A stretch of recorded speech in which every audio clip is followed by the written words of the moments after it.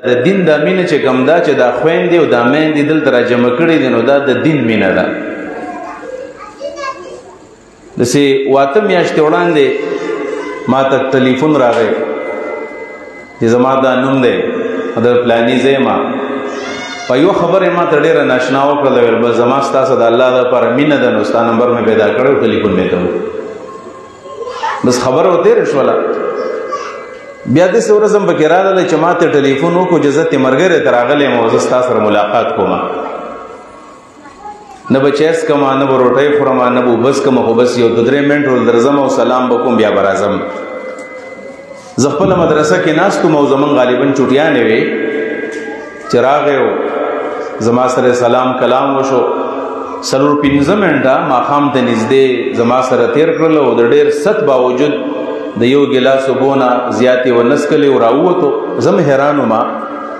دا څنګه مېلمه دی د سوات نه دیر ته راغلی دی او زما سره چیم نه قبلوي. د مخامخ ناست دی دا داسې ښه خبره نه ده څوک د چا تعریف کوي خو زما مقصد دا دی چې زه دلته یو بل ضروري خبره کول غواړم. دا چې کله بیا را رخصت شو نو ما سوچ کوو چې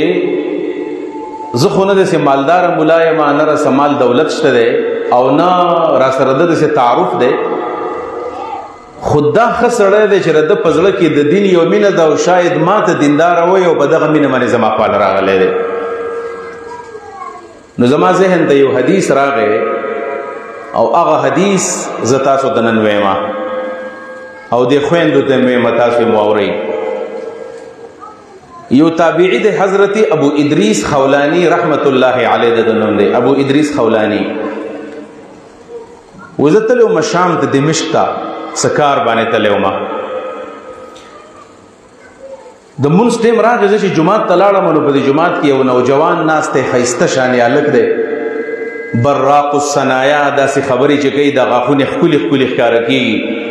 یعنې بدنې ته نه دی بلکې داسې روښانه تندی دی او په یو هجوم کې یو د خلکو په دې جته کې په مینس کې ناست دی او خلک ورته راغونډ شوي دي طالبان دي مولیان دي عوام دي او جومات ډک دی او دا ورته د نبی علیه صلات وسلام احادیث ورته یو دین ورته ښایي. زه ناست وم نو ما د یو ملګري نه تپوس وکړو چې دا سړی څوک دی دا هلک څوک دی چې دا دین بیانوي. ویل ما ته ویل چې ته دا نه پېژنې ما ویل نه پېژنم. ویل دا خو د رسول الله صلی الله علیه وسلم صحابي معاذ ابن جبل رضی الله عنه دی.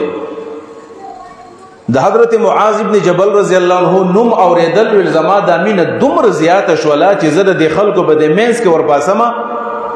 او زه ورسره سلام کوم لاس ورسره میلاوم ځکه د نبي علیه السلام صحابي راغلی دی.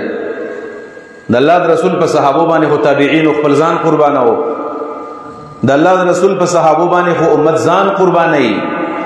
او دا خو زمونږ د ایمان حصه ده زمونږ د ایمان جزء لا ينفک دی چې د صحابو سره او د پیغمبر سره به مینه کوو محبت به کوو. ویل لږه حیا راله چاره دا خو ډېره مناسب نه دی چې زه وزرې خلکو مخکې ورپاسم او هلته به سلام ورسره کوم نو ما ته داسې د عمل مناسب ښکاره نه شو. مې چې لږ صبر وکړم وروسته به ورشم. د حیا او د دې شرم د وجې نه زه پارټیم د هغه سره میلاو نه شوم. ویل بیا چې کله مجلس ختم شو نو ویل بیا ګڼه ګوڼه ده ویل ما ته بیا موقع میلاو نه شوله چې سلام ورسره وکړم. ویل بیا مې ویلو چې زه به لاړ شم زه غواړم میلمه یم او سبا به زه وختي د جومات ته راشم چې دا معاذ ابن جبل به نه راغلی او زه به ورسره په دروازه کې ملاقات وکړم او تعارف به ورسره خپل وکړم. او په زړه کې مې یو خبر و ما ویل دا ورته کول غواړم. سبا چې زه کله رالم او زما خیال دا و چې زه د ټول نه مخکې راغلی م خو چې ما وکتل دغه معاذ ابن جبل رضی الله عنه زما نه مخکې جومات ته راغلی دی. جومات ته وختي تلل دا د ایمان حصه ده. حدیث مبارک کې راځي نبی علیه صلات وسلام وایي هغه کسانو له زیری ورکوي د جنت زیری وله ورکوي د کامل رڼا زیری وله ورکوي چې په تورو تورو کې جوماتونو ته ځي یعنې د سارې منزل ځي او د ماسخوتن منزل په تیرو کې ځي د جنت او د کامل رڼا زیری وله ورکوي چې الله به کامل رڼا وله ورکوي. نو کله چې زه ورغلم دا په مونځ باندې ولاړ دی معاذ ابن جبل زه خواته کېناستلم او چې کله معاذ ابن جبل رضی الله تعالی عنه سلام وګرځو نو زه ورسره نږدې شوم او لاس مې ورسره میلاو کړو السلام علیکم ورته ما ووایو او ویل بیا مې ورسره خپل تعارف وکړو چې زه ابو ادریس پرون راغلی وم خو ما ستا سره ملاقات کول غوښتل ملاقات مې نصیب نه شو نن مې ستا سره ملاقات وکړو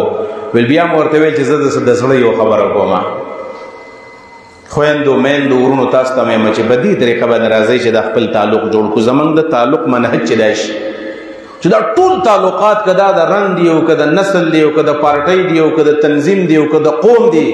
او که د علاقې دی دا ټول هر څه شاته ګو او خالص په دې نیت باندې نو حضرت معاذ ابن جبل ویل وایه وروره څه راته ویل ما ورته وویل چې والله انی احبک فی الله په الله راته قسم کوم چې زما د الله دپاره ستا څه مینه ده بس دغه خبره مې ده کوله الله دپاره مې خوښ نور خو تا نه پېژنم خو د الله دپاره مې ستا سره محبت دی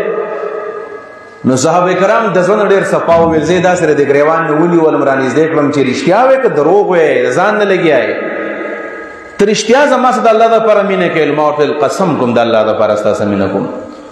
بیا یې رانه تپوس وکړو چې صرف او صرف د الله دپاره مینه را سره کوې ویل ما ورته چې د الله دپاره ستا سره مینه کوم پندریم ځل زما نه تپوس وکړو نو چې په دریم ځل زما نه تپوس وکړو ما ورته درې ځل یو خبره وکړله چې او زما د الله دپاره ستا سره مینه ده ویل ما ته ویل چې اوس تا ته یو څو زیري اورما او دغه زیري به زه تاسو ته واورما چې څوک د الله دپاره د یو بل سره کیني ویل معاذ ابن جبل ویل چې څلور زیري دي چې موږ ته نبي علیه السلام راکړي دي او نبي علیه السلام له الله دا زیري ورکړي دي هغه زیري دا دي چې وجبت محبتي للمتحابين فيا وجبت محبتي للمتحابين فيا د هغه مسلمانانو سره زما مینه واجب ده چې د یو بل سره د الله دپاره مینه کوي د هغې پېښور او د هغې مردانو د کراچۍ سړی دی زما ورسره هېڅ رشته نشته خو په دې وجه زما خوښ دی چې دا دینداره دی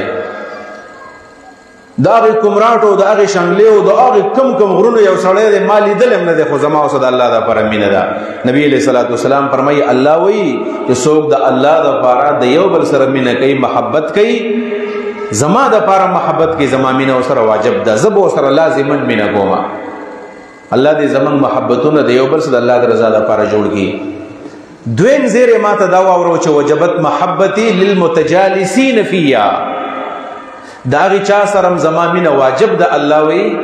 چې د یو بل سره زما دپاره کښېني دا موږ د شارمن باچا په دې حجره کې نن ولې ناست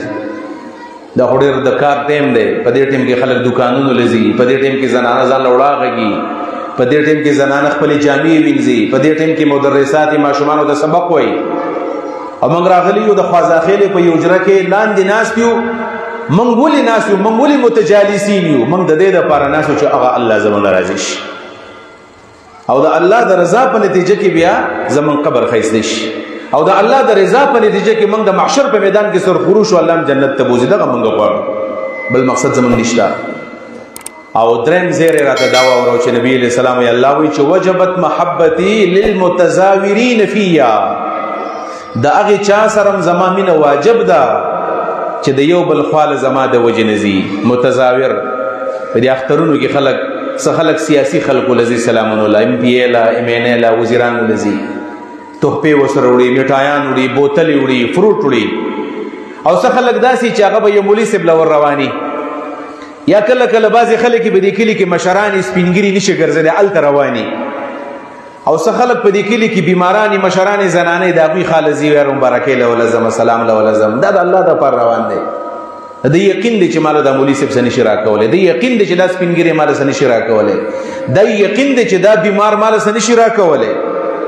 او یا مې په پلاني ځای کې تره دی زه مبارکۍ له ورله ماما مې دی خوالی زما استاز مې دی خوالی زما ایک ګاونډي دی خوالی ور زما متزاورین د الله دپاره دی بل ملاقات لځي نبی علیہ السلام څوک چې زما دپاره الله وایي زما دپاره څوک د یو بل ملاقات لځي زیارت لځي زما محبت ورسره واجب دی او څلورم زیری ما ته وی معاذ ابن جبل دا ووایو چې نبی علیه الصلاة والسلام فرمایي الله داسې ویلي دي وجبت محبتي للمتبادلین فیا د هغې چا سره زما مینه واجب ده زما محبت ورسره واجب دی چې په یو بل زما د وجې نه خرچې کوي په چا باندې مال لګوي الله رانه خوشحاله شي غریب سره تعاون کوي چې الله رانه خوشحاله شي په میلمه باندې خپل خرچه کوي د دې لپاره چې الله رانه خوشحاله شي غریب سره تعاون کوي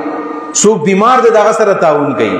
د جماعت مدرسې سره تعاون کوي په خپل بچی باندې خرچه کوي په خپل بیبي باندې خرچه کوي په خپل کور باندې خرچه کوي د څه دپاره چې الله رانه خوشحاله شي عزتمندو دا ډېر ښه زیري دي او ډېر ښکلي زیري دي موږ په چارسره کې مدرسه کې ما تدریس کو زمنګ ملګریو اوس په خبر کې استاد مولانا شیخ عنایت الرحمن سے بڑویر مدرسه کې شیخ الحدیث ته او یو ددری 400 استادانو زمنګ یو سوچ راغی خدای ته زدا خبره هر ځای کومه بعض خلک وای د دې ضرورت نشته هم ته ډېری مفید ښکارا کیږي او هغه اشاره من بچا دلته ناشته د په دې حواله سره هم دا خبره وکم چې تاسو کله د اهل علم سره مینه کوئ صرف د الله لپاره مسلک د پارټي په بنیاد مکوئ حقیقت دا د ماته د اندازه ده چې کله سړی د علماو سره داسې د مسلک او د پارټي په بنیاد باندې مینه کوي کنه به د بل پارټي د بل مسلک هغه نه خوخي ګډ خو علماي خدای سي بیا بوغزي ذهن ته د امر ولا د کومه پارټي د مولوی سي په بس ډون ملګو چې دا چا سره تعلق ساتي بس عالم دی کنه مینه سره کوم موږ ناسو د زیارت ورځ د جمعې شپه ونما د ملګرو ته لازم دي کار کوو چې په خپل باندې आवाज کوو زمونږ په دې صوبه کې چې دا غټي غټي مدرسې د دې د علماو سره ملاقاتونه لزو تاسو یقین وکئ منګه ما خام لاړو جامع اثریه ته د مولانا عبدالعزیز درستانی سے ملاقات مو بیا په سباله باندې لاړو په غنج کې د شیخ حمید الله سے ملاقات لاړو بیا دا غینه پس لاړو جامع حقانی اکوړه خټک ته او هغه شیخ خو سمېلاو شو د هغه زینه ماسپخین راووتلو ثوابې ترالو او په ثوابې کې د شاه منصور د علماو سره ملاو شو او دا غینه لاړو پنځپیر ته د مولانا طیب سے ملاقات لاړو دا په 2 ورځې کې موږ ملاقاتونه لیدلو دا خالص په دې نیت باندې چې زمنګ د ځړنه د بغض چې د خپل عالم خالص د بل شاغله مزه نو هر یو عالم ډېر خپل خبرې کولې موږ خپل تعارف کو دا د پلاني تنظیم سره تعلق ساتي د پلاني سره موږ ټول مختلف تنظیمونه والو یو تنظیم ولا نو یاره هغه علما دومره به خوشاله شو نو دا حدیث چې کوم تاسو ته وایو کنه دا موږ ته یو په شاه منصور کې چې کوم سابق سره دا حدیث موږ ته وایو یو رته شیخ حمید الله صاحب دا وایو تاسو د الله د فرزمن خال راغلی ول دا زیری ز تاسو ته ورما نو ما ته دا زیری واورول عزتمندو د اهل علم کې ډېر د کمال کارونه د کمال خبرې کوي او د هر عالم مجلس لدل بکاري د دې اهل علم مثال د ګلونو ده او د هر ګل ځان له خوند او ځان له بوی دی داوي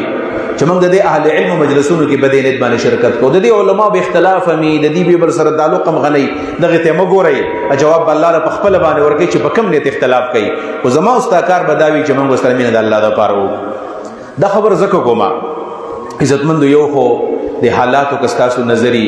په حاشیه اوریانی زیاته ده بی دینی زیاته شوې ده بل طرف ته دا چې دین ته خلکو شاکړه د ډېر لږ خلک مسلمانه خروار دیندار دي ډېر لږ خلک دیندار دي او ډېر لږ خلک اهل علم دي مساجد او مدارس والا دي نو کدا غیم په خپل مینس کې د لږ خلکو په خپل مینس کې د اختلاف شروع شو غنا نو بیا به دین نه پاتې کیږي ګوره